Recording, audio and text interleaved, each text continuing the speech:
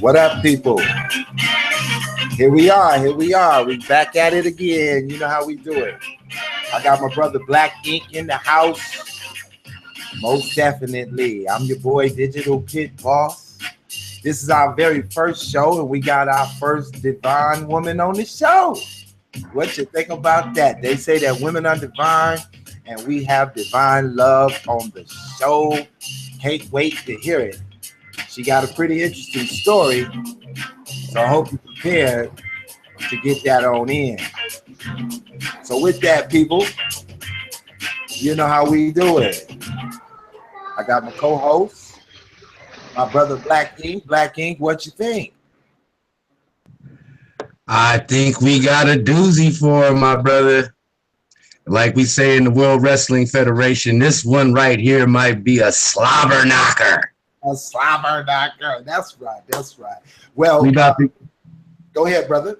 We about to go and put the people's elbow on everybody and hit them with the rock bottom.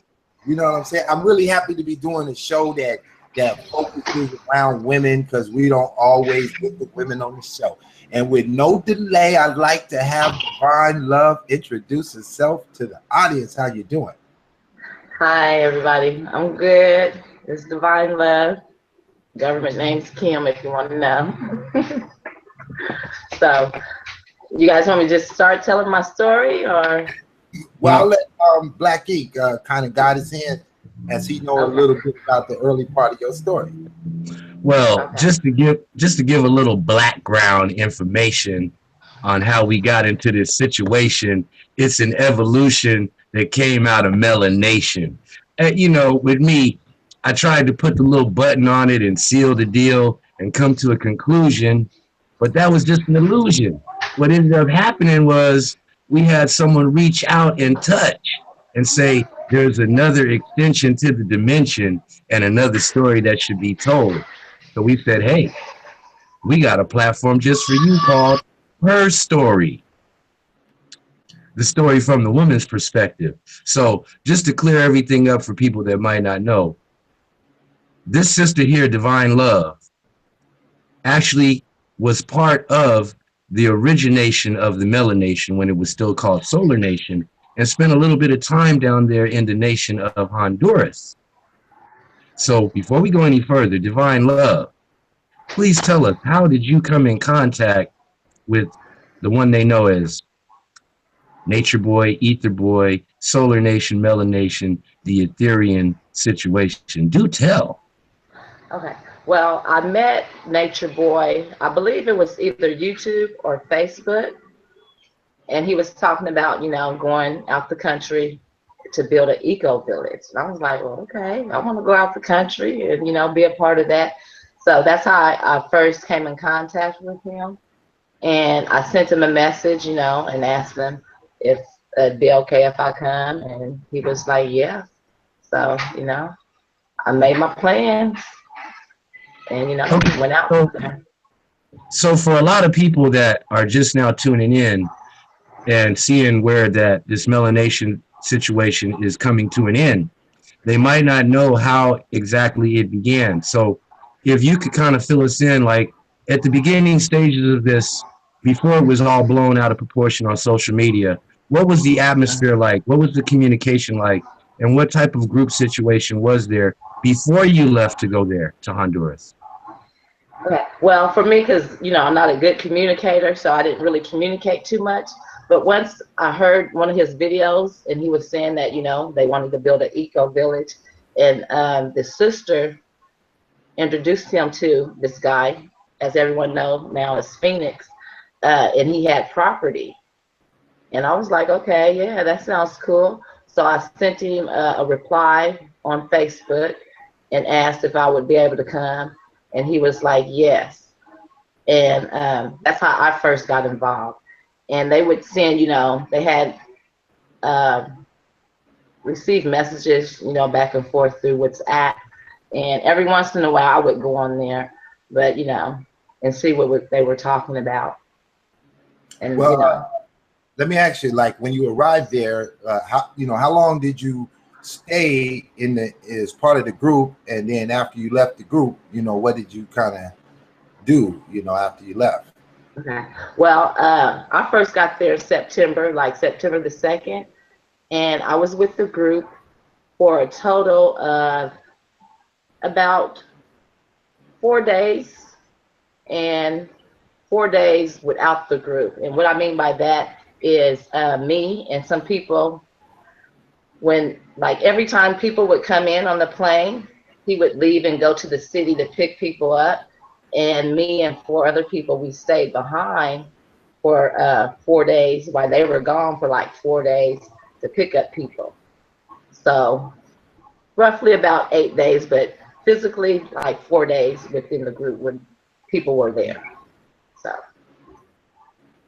Okay, now in the situation that we see now being played out daily on social media, it appears as though the brother is a very stern ruler, controller, and wants to have everyone under his thumb, so to speak.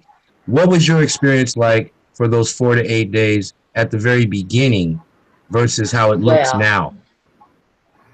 yes.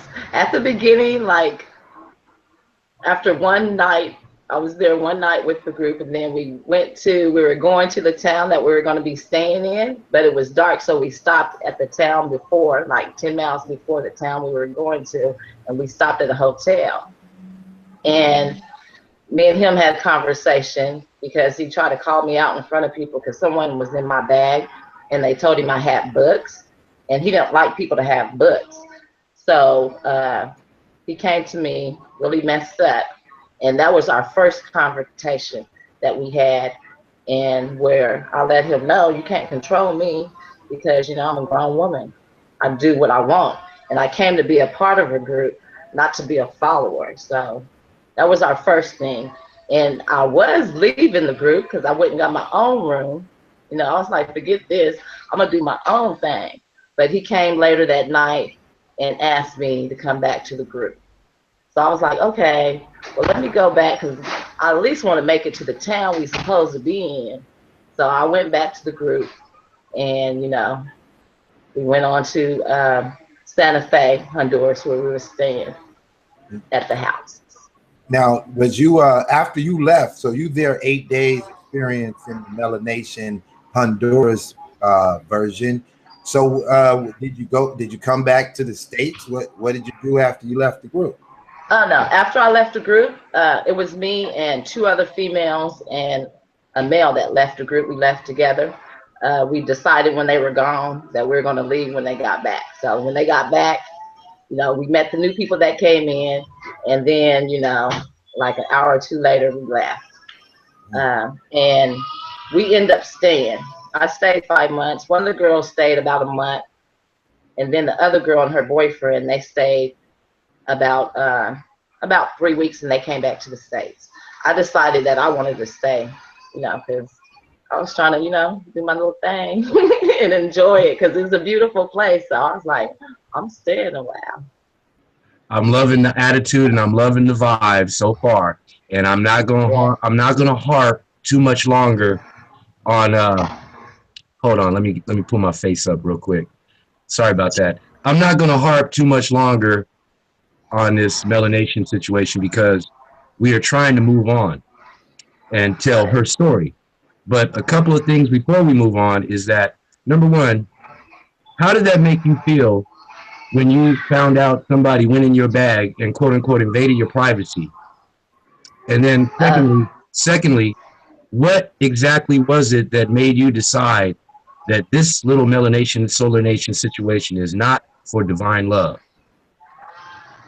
okay. Well, it did bother me that someone went in my bag because I was like, you know, why y'all in my stuff? But I figured he was doing that to everyone, you know, seeing what they had and stuff. So that bothered me, especially, you know, when someone's trying to tell me what to do. I'm grown, you know, I don't need nobody trying to tell me what to do. So we had issues with that. I had a lot of issues with that. But, you know, I wanted to at least make it to the town. So I went, you know, to the town. And after I got to talking to one of the girls that left with me, she had been there like a month before I had been there. So, and she was telling us things that was going on, and then we seen how he treated some of the females, you know, and he talks about how they're God and the way that he was treating his own directs, that's what he called them. You know, I was like, okay, well, he's full of stuff, you know, he's full of crap. And, you know, just from seeing his behavior and how he would act and stuff, and would not answer questions that we would, you know, ask him. He would just, you know, try to beat around the bush and say the same things that he's, you know, always talking about. So we decided that, yeah, this ain't for us, and we leave it. So, yeah. And then we left, you know, and when we left, we was like, because it's a beautiful place and it's tropics, in the tropics, so it's warm, and we had tents. So it's like, okay, well, we're going to stay on the beach tonight in our tents, and we'll decide tomorrow what we're going to do. So. Okay. Now, the last couple things I want to cover before we move on to your story, her story, not his story anymore, is that one of the things that people talk about who have left is that when they came down, he asked them to empty their cup, so to speak, make an offering, and then, in so many words, give up all your worldly possessions and valuables to put into the collective pot. Also, people have talked about some weird type of sexual energy, behavior, practices going on down there. Did you experience either of those two type of issues of giving up your Well, stuff or being involved in some freaky deaky? well, since you know, because when we first got there to the hotel and stuff, they were talking about polygamy, and you know, he did say, you know, if you didn't want to be a direct, you didn't have to be, and you know, that ain't what I went there for, so that wasn't for me. So I didn't never had to experience any of those sexual, you know, things. But with putting our money in the pot, that's something that happened after we left. Soon after we left, because a few people that left a few days after we left found us in the town and told us, you know, that he's taking people's money now and stuff. So, yeah, we didn't have to give up our money. So, so now you leave. You're on the beach, loving the weather and sleeping in the tent on the beach. And then you say a few of your friends stay for about a month, and then you continue to stay for 5 months. So where did you stay? With whom did you stay? And can you give us a little background into this experience? Yeah, so the first night we stayed on the beach because, you know, it was dark and we didn't know anyone. So we stayed on the beach, and then the next morning we were packing up our stuff and we were walking down the beach, and we ran into these two guys. And one of the guys, one of the girls that was with us, her name's Ray, she was like, that's Phoenix's friend.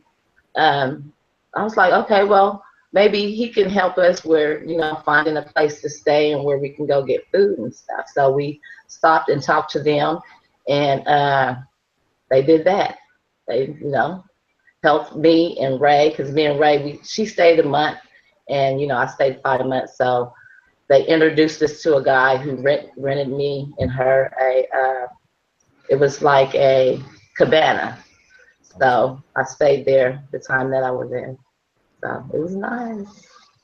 Now, you said that there were like African people there, and you know, what was the experience of the African people that was, you know, in Honduras that lived there, I'm assuming?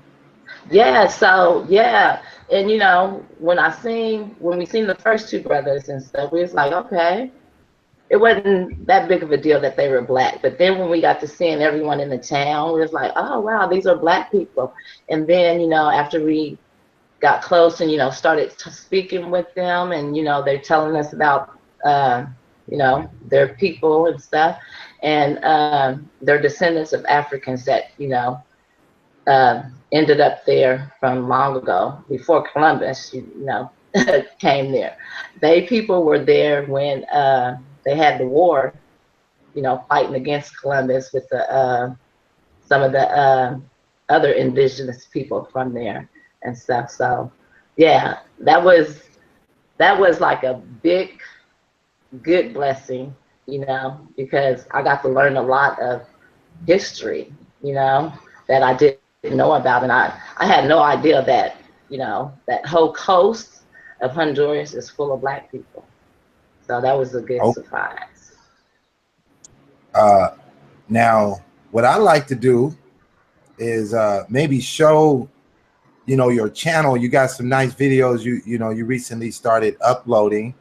I don't know if you have a particular one you'd like me to show, just to kind of give Oh, people a little visual of the experience that you had, and also give them an opportunity to see where they can go subscribe to your channel to get more of this information.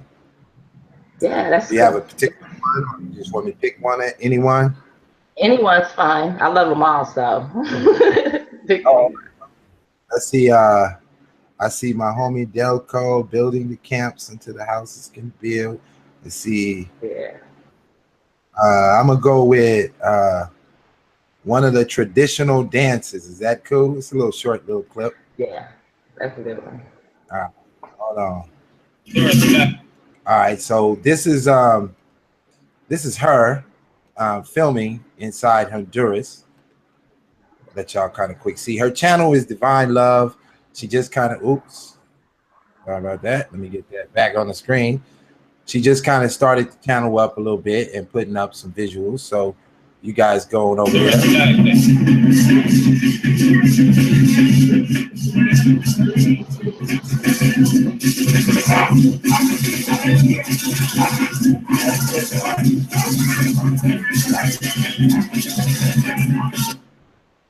Now, to me, on Divine Love, that looked like you could have been anywhere in the hood in America. They look, Right? Yeah, they look just yeah. like this. I mean, you know, I'm sure I let Blaqink ask a few questions, and I'm gonna kind of scam a few of those, and we're gonna show a few more while we're doing this. Okay. Yeah, this is a good transition because, you know, as we move away from that old situation and look into the new delegation of the population and how you're moving through, I would like you to please describe for our watchers and viewers, because you're talking with fellow world travelers here. And Yeah. we understand that in the concept of what we call Babylon, it's everywhere, so to speak. And on that same note, as opposed to isolating oneself, there's the other world of integrating oneself within the population. And I would like you to describe, please, and illustrate what was that situation like in a country like Honduras, where we don't know much about it. You're actually our portal, our gateway to sharing about the culture. We didn't know, A, that there were Black people there for the most part. We didn't know, B, Right. that there were communities of Black people that are separate from the main population. We didn't even know whether they spoke English or Spanish or both or not. And this is a learning experience. So could you please describe for us, as opposed to the Babylon paradigm that we're being sold to run away from, what is the political and social climate like in a country such as Honduras? Okay. Yeah, where I was, it's like small villages. So it's real, it's like 6 hours from the city. So they really are separated from, you know, the city and, you know, a lot of things that's going on. In this community, they just got lights like in the 1980s and stuff. So uh, they, you know, were living how, you know, a lot of us, especially from the solar nation, thought we were going to be living. They have houses and that kind of stuff, and you know, a lot of them have TVs and all, you know, the things that we have here. But some things that they do, they still do traditional things like washing outside and that kind of stuff. But the community was great because they were all welcoming to me. And most of the people spoke Spanish. The older people spoke Griffina, which is, you know, an African, old African language. And the younger ones speak Spanish. And there's a lot of them that actually been to the U.S. And so some of them speak English too, which was good because I only know the Quito Espanol. Now, So it helped a do lot. you know where the Griffina language derived from? Did they share that with you, or that just a Yeah, modification of a language, or what? Griffina. It's a. There are people, and they're originally from Africa that settled there. From like the slave ships that were going places and all kinds of stuff. They ended up there on the coast, and they stayed there on the coast. So yeah, their traditional, their heritage is from Africa, and the Griffina language is the people, but the language is Griffina also, and it's African. Did they say in specific, like any aspect of Africa, or are they not quite sure where that goes back to? They did not say specifically, and there's a few of them that I asked a lot of information about because I was interested in how they came to be there because I had no clue. So and I love my black people, so I was asking a lot of questions. Can you share with us a little bit more about yourself and why did what is your accomplishment in the aspect of wanting to go there or do what you do? Can you fill us in on where you coming from with it? Well, once I left the group and I met the people from there, and they're in a fight. They're still in a fight. They've been in a fight for a while, trying to keep their land from foreigners like from Canada and Europe coming there, just stealing their land basically. So when they told me about that, I was like, well, I want to be a part of that, because I'm like all about my black, my people. So that was a great experience, and I learned a lot also about me because I never been out the country before. That's my first time leaving the country and by myself. So I was there alone by myself. So it taught me a lot about, you know, um, it's okay to go places, and everyone is not like people always talking about killers and all that kind of stuff. I was safe. I didn't feel like I was in any kind of danger anytime. Okay, So this is important because travel is a great way to learn yourself while learning the world around you. And most of us who are born in America, including me, for a long time, do not or did not or have not traveled very far away from where they live. If so, they say we go down south for the summer to visit our kinfolk, and even that alone, we go to the country, and that's a culture shock for a lot of us city folks or urban people, right? So now, in terms of travel, and again, I want us to kind of expand on the illustration of Honduras itself. I'm glad Pitt asked the question. Uh, when we spoke previously, you mentioned that you're very health conscious. You're into the healing, natural healing, the diet. And I was wondering because Dr. Sebi was located in Honduras, and I'm not too familiar with him in detail, if that was part of what may have attracted you to the country. And on top of that, what was it that once you were there and left the group that said, hey, this is beautiful. Let me explore some more. And then the third part, if you can follow with me and walk with me. Seriously, what is the political climate like there amongst the people? Because I've read a little bit, and like city like La Ciba is considered the crime capital of the murder capital of the world. Honduras used to be called the murder capital of the world. So could you please speak on the political climate?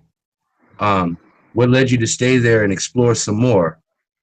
And if there was any connection prior to that through Dr. Sebi, meaning, my connection through music was Left Eye, was down with Dr. Sebi. She was in Honduras.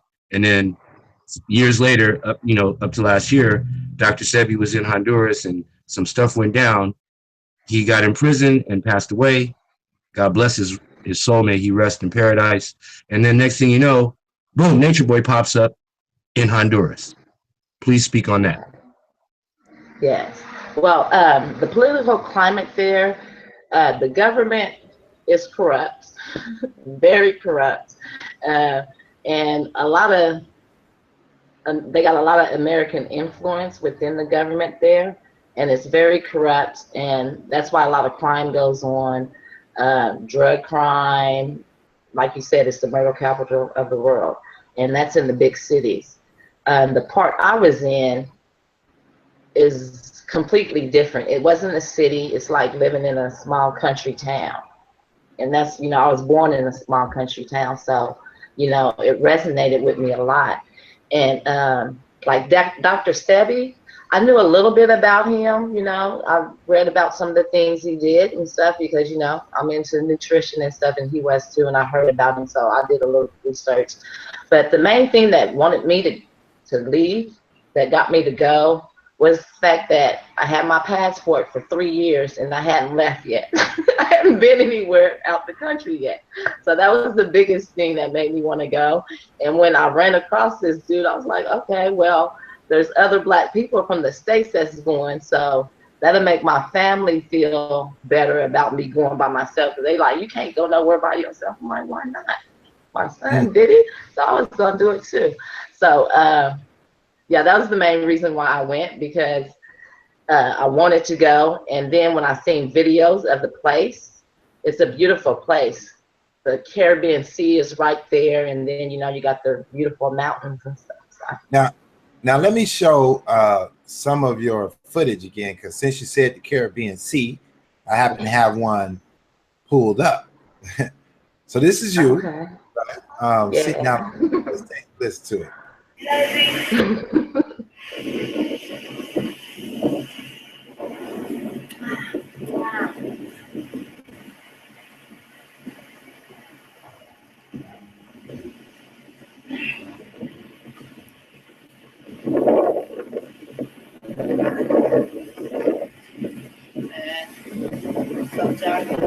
It's beautiful. Honduras. Who would have thought? Our ancestors been here since the beginning. And they still here on the coast of Honduras, all the way up and down, baby. I just wanted to show a little bit of it so that people could understand that it's a whole lot of stuff going on outside of America when it comes to Black folks. All right.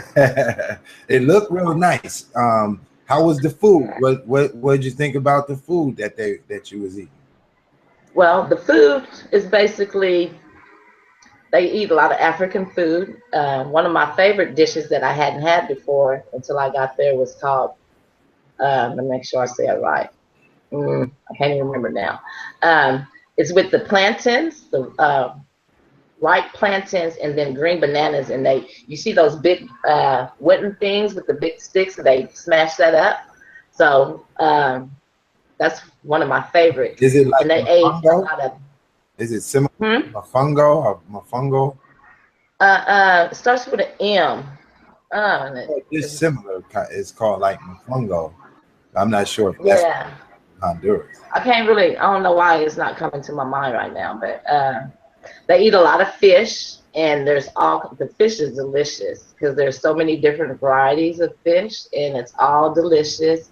And they eat a lot of beans and rice and cassava bread. And, you know, I lost a little weight because I got tired of eating rice. But yeah, tortillas, you know, they got the Spanish type of meals mixed up in there also. Okay, so you did a lightweight little bit of activism with this group, right? And can you tell us some of the plight that they're having, you know, out there that you kind of experienced during your 5 months? Yeah, so like I said earlier, they're fighting to recuperate a lot of their land because like a lot of Canadians are coming there, and some other people from Europe, you know, are coming there, and they just building, you know, without they just build it on their land without permission and none of that. But part of that is because of the mayor that they have, you know, and you know, there's a lot of corruption there. So they've been fighting this fight to get their land back because there's some treaty out there that says that the land belongs to the Griffin people, and it's over 1,000 acres, you know, and like, you know, mainly white men are coming there just taking, you know, trying to take it. So they've been in that fight for some years now, and I decided to join them because, you know, they're my brothers. So, and if you go on Facebook, I did a web page for them called Griffin a Struggle. So, and you know, where they do, I recorded some videos and stuff and let them explain to their people, because they got people in New York and stuff, and they're trying to get them to come back to help fight for it. Now, how do you spell that? Griffin? Yeah. G For the A Facebook, you know, page. It's GARIFUNA, and then struggle. Okay. And a lot of it's in Spanish, though, but there's some that's not. Okay, so they can join this page and kind of get some information. Is that what you're doing on the page? Yeah, just getting the information out there and gathering support for the people in those communities. Because it's not just that town. There's other small towns along the coast that's in the fight also. And then some Griffin communities in Guatemala, Belize, and other places also along the coast of Central America. Okay. That's in this fight. So I'm showing the page now. So you're definitely posting pictures, yeah, sharing videos. I'm assuming different pages and things like that, so people can. I guess what they could do is copy the thing and go to Google Translate and translate some of it, or even they even have a little feature here. You just hit translate page. And translate it. Yeah, that's pretty good. We can see what's going on. I mean, I don't know how many people really knew that there was African villages dotted all over Honduras. Right. Y'all thought Navy was out there. Right. And actually, it's along the whole Central America and some parts of South America also, along the coast. It's a lot of people, Black people, African. Right. Now, let me play a little bit of this guy.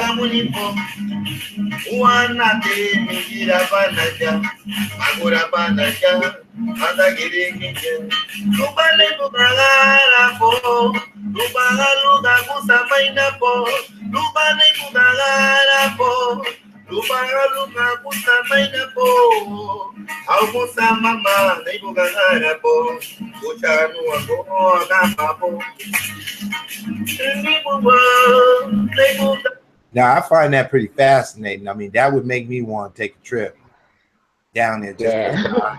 They got some people down there. Yes. Yeah. And I mean, everyone in the town and the other towns, you know, they welcome me with open arms and stuff. So old people, young people, I met a lot of people. Give us an idea of if somebody wanted to take a 2-week trip out there, how, you know, what kind of money, you know, should they think about putting together to take a trip to Honduras for about 2 weeks? Okay. Well, the flight there is pretty cheap, you know. You would have to fly to the city and then take a bus. Yeah, because the cab's too much. It's like 6 hours to get there. You would have to take a bus, and the bus is about $10 US dollars to get from the city to Santa Fe. And then the accommodations, to have a good trip, about no more than $500. You'll be good. You'll be living off real high, because our dollar is 23 of theirs. Our $1 is 23 of their dollars. Oh, okay. So $500 will keep you well suited for a good 2 weeks or so. Yes. And whatever your plane ticket costs based on where you're traveling from. Right. Yeah. So I think that maybe, you know, you come back on the platform at some later date and we could probably, you know, put together a travel package that we could present. And, you know, maybe people can decide to go down there in the group and have you along as like someone who know the land. They could kind of Oh yeah. walk a studio type thing. You know what I mean? Yes, I would love to. That'd be great. And I still got friends down there, you know, so that I keep in contact with. And we want to do something like that because we need to get their economic situation going. Because just like here, they try to keep the black man down, it's going on over there too. So, you know. That's a global effect right there, huh? Yeah, it's global. Wherever we are, they trying to press us. Right. What you say, Blaqink? You back there? Blaqink ain't joining in. That's cool. He might be moving around in the back. No. Blaqink is over here taking notes extensively, waiting my turn patiently. Divine love. Yes. I give thanks for your presence. The gift of your presence I is thank you all too. the effervescence of your essence. So, over here on our platform, we deal a lot with Pan-Africanism, the STEM program, meaning science, technology, engineering, and math, as applied for better learning and self-improvement, and then group economics, meaning cooperative economics. It stems from Booker T. Washington and the Tuskegee machine, right? As was extended by Marcus Garvey and the UNIA. Okay, so we're talking about economy. Economy meaning if we can control the economy, then we can control our environment, both culturally and economically. So my question to you is, what is the potential for development in a holistic and harmonious, balanced sense? And when I say that, I mean like what's needed down there that we could provide instead of the Canadians coming down to exploit. Let me be particular and specific. Ecotourism is a big thing right now as far as people who have expendable incomes and millennials and retirees.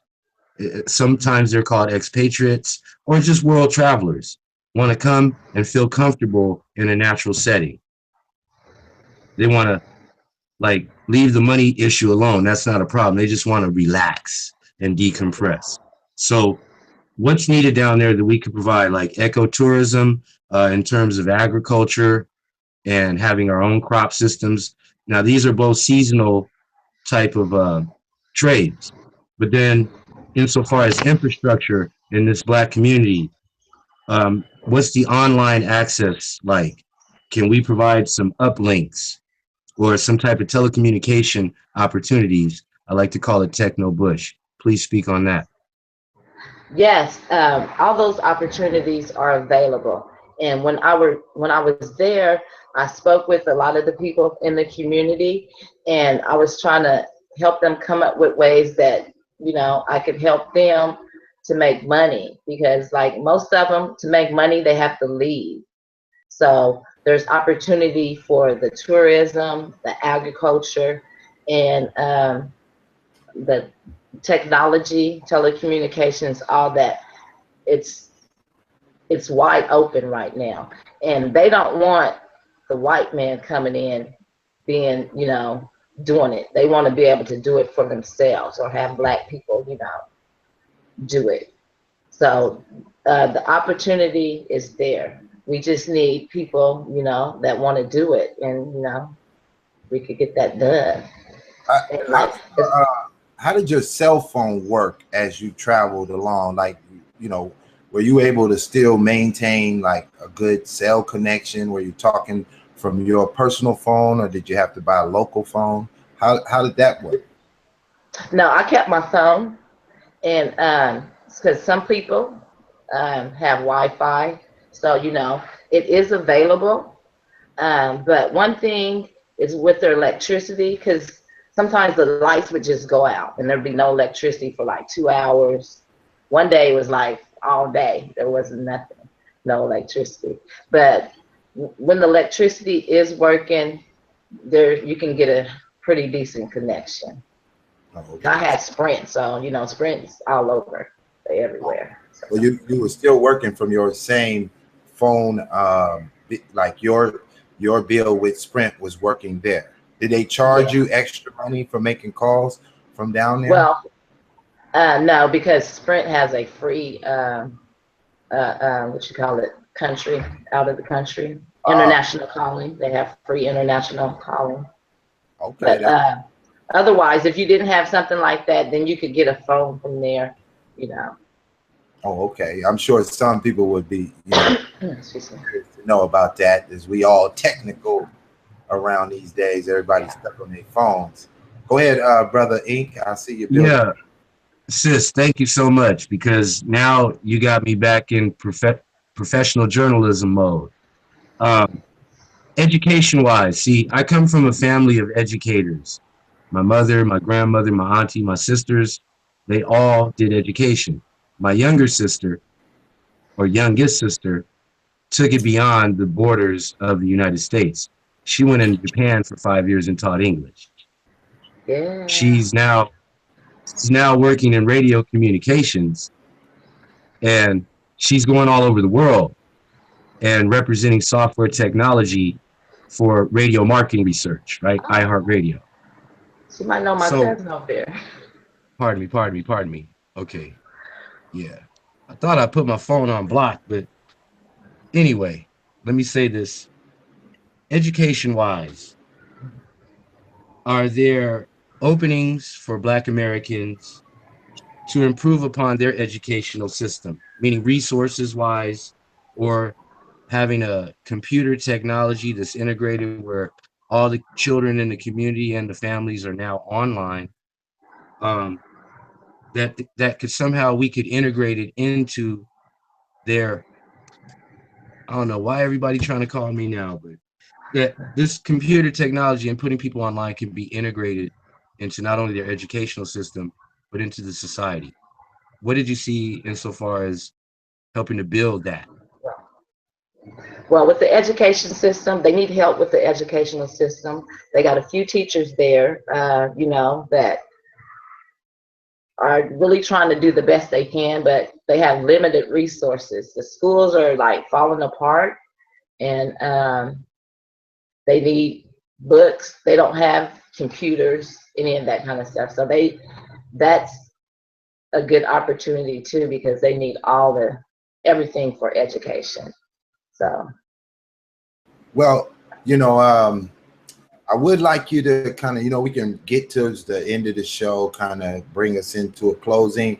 And please, tell us any information you would like to offer in specific about ideas or your own personal information you want to share. If someone can contact you, just, give us some insight about yourself. And, because I'm sure people are going to see this show and be more interested in what you have to say beyond what we were able to show on the show. So can you share with, whatever you like to share with us?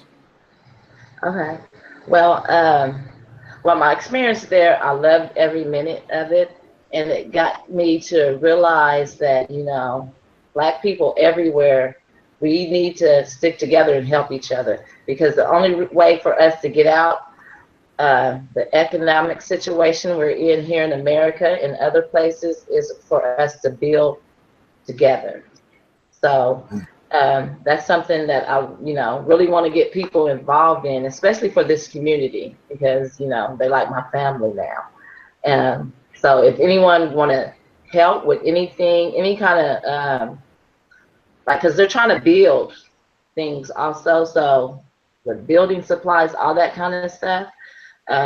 You can contact me on YouTube or the Facebook. My email's on Facebook also. Should they do that Griffin page, or is that The what you Griffin said? of Struggle page, or that the Griffin of Struggle page will lead you to my my original Facebook page, Okay, which is so that's you, yeah, Kimberly Williams there. Kimberly Williams, and it's probably be hard to find by my name because there's so many Kimberly Williams. So. I'm glad to see what it looked like, so they could definitely see what the profile and the banner look like, and make sure they contact you if they want to help build a better international community. And there seems to be everywhere, and hopefully Divine Love, you know, further. I know you and I are going to speak, and we can continue the communication. Bring you back on the show when you got some new information or some updated information you like to show. And so what do you plan to do on your Divine Love channel on YouTube? Well, because I'm into health. I'm a personal trainer, group exercise instructor, and all that stuff.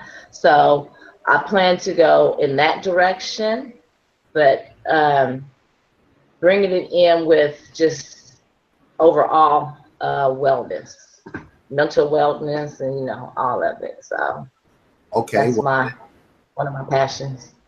Right. So I definitely let me show your YouTube page one last time here. You know how I do, y'all. I'm gonna promote somebody's channel, and kind of ran off the screen. Okay, so this is her YouTube page, and she just started to kind of upload some of her Honduras videos, and you can find her at Divine Love. I definitely, you can come back on this video as well, Divine Love, and drop a link in the comment section that they can click on, if you like. And we definitely about to build with you and bring you back on. And you are the first woman to appear on Her Story for Women Only show. So you are the queen of the day, and you will remain the #1 to do the show. And we got a lot of women coming on. And for any other women who checking out the show, we want y'all to come and teach us, show us, tell us whatever, your story, her story, as well as we're going to get into just historical information about historical women, on this particular show. So this is Divine Love, y'all. I give you the last word, and then I'm going to close the show. Okay. Well, I want to thank you and Blaqink, Thank you guys a lot for contacting me. Appreciate it. Much love to everyone out there. All right. And, stay blessed. Okay. Thank you. All right. Well, we appreciate you for joining the show. Y'all know what it is. I'm Pitt, boss. We had Blaqink with us.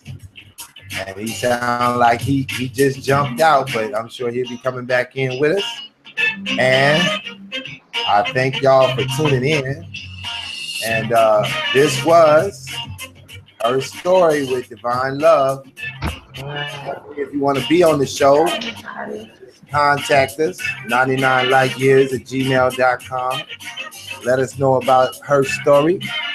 This show is for women only, so you can't be no man trying to impersonate no woman and get on the show. Have to be authentic. God created. Y'all know what we're talking about. So I hope y'all enjoyed the first show.